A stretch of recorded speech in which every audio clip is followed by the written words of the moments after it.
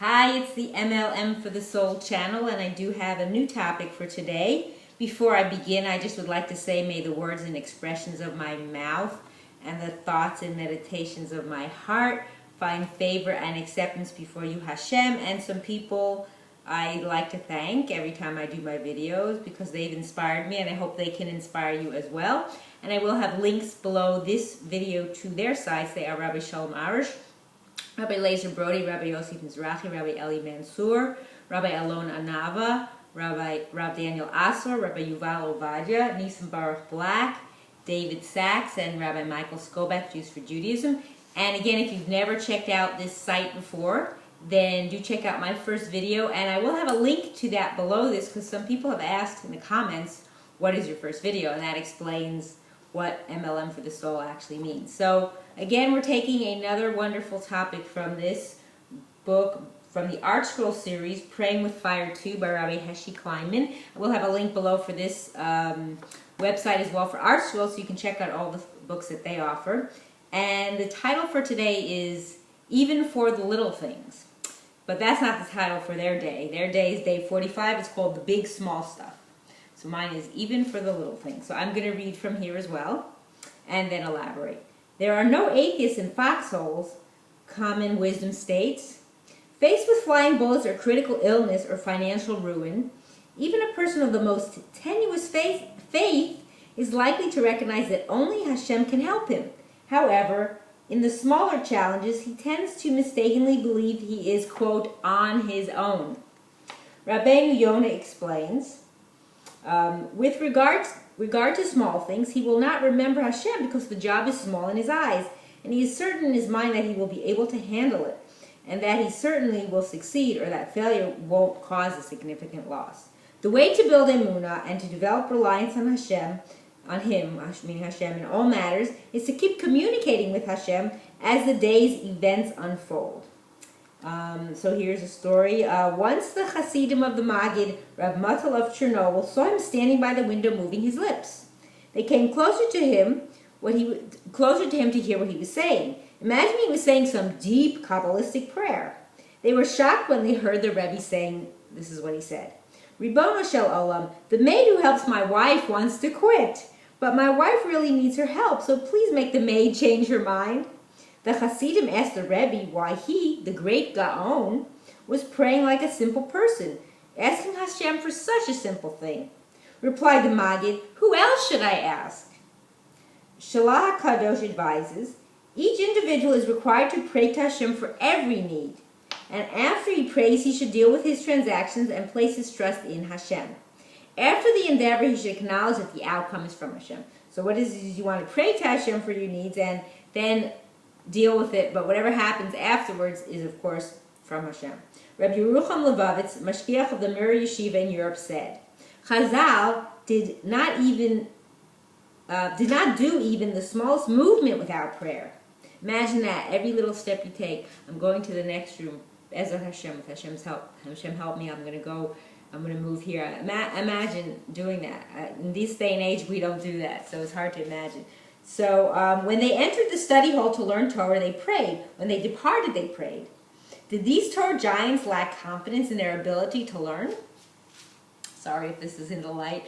On the contrary, they were brimming with confidence. Not in their own abilities, but in Hashem's love for them and His ability to grant them success. So of course they were confident, but confident in Hashem. So here's another little story. A group of children try to build a clubhouse and in the backyard, but the unwieldy boards are too much for them to handle. We need a father to help us, one boy said. Mine isn't home, says another. Mine is busy, says the third. Mine doesn't even know how to build stuff, says the fourth. Don't worry, says the fifth child contentedly. My father can help us. I'll go ask him. This is our Father, meaning Hashem. He is always there, always has time for us, and is capable of anything. Every time we go ask Him, we quote, go ask Him, we reconfirm in our hearts our confidence in His loving care. So now they have some little points on the side to ponder, just kind of a summary. It is a natural impulse for most people to turn to Hashem when faced with a critical, dangerous situation. It is a higher level of emunah to turn to Hashem with the small things in life. So not just for the big troubles, but for every little thing that happens that we need Him.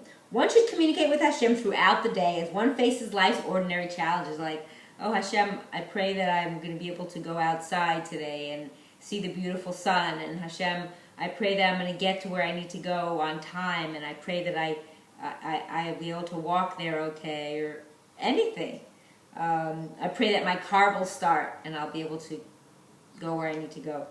One should communicate, okay, I read that, excuse me. Doing so weaves a person's consciousness, a true sense that Hashem controls everything. Weaves into a person's consciousness a true sense that Hashem controls everything and all success depends on Him. This is the key purpose of personal prayer. So the idea is, I think it was mentioned in one of the books I read, I think maybe The Garden of Emunah, Rabbi Shalom Arish's book, that was translated in English by Rabbi Lazer Brody. And I think it was Rabbi Nachman of Breslev, his student came in, Rav Natan or something, and something about like a button he lost or something, and he says, well, pray to Hashem that you find a button, or when you're going to the store to go shopping. And usually what I do is I'm shopping usually middle of the week for Shabbos, and then I do everything with Kuvit Shabbos. But even then say, I pray Hashem that I find what I need and at the right price, and that it's going to be good for Kuvit Shabbos Kodesh, and every little thing, you know, I pray. There's endless things we could mention. I mean, like he was saying about the button, like it's too much of a big deal for Hashem to find you a button. I mean, He can do the big things, He can't do the small. So people think, oh, I can't ask Hashem for the small things. What? I mean, He's too busy with the big things. No, He's not busy for anything. He's available for everything. So we have to ask Hashem, I pray that, you know, my phone is going to work because I need to make important calls for my parnasa, and then once I have that, then I could give more money back to Hashem for my master. So it all intertwines back to Hashem. So everything we do is in that cycle. So we have to keep remembering that there's nothing too small for Hashem. So everything we do revolves around Him. And that's the key, that we have to be in that frame of mind. And I hope and pray that we can continue to do that and grow in our emunah and our trust in Hashem, and that eventually we will all merit to live and see the coming of Mashiach speedily in our days, and the rebuilding of our final and everlasting Beis HaMikdash. Amen, and thanks for watching.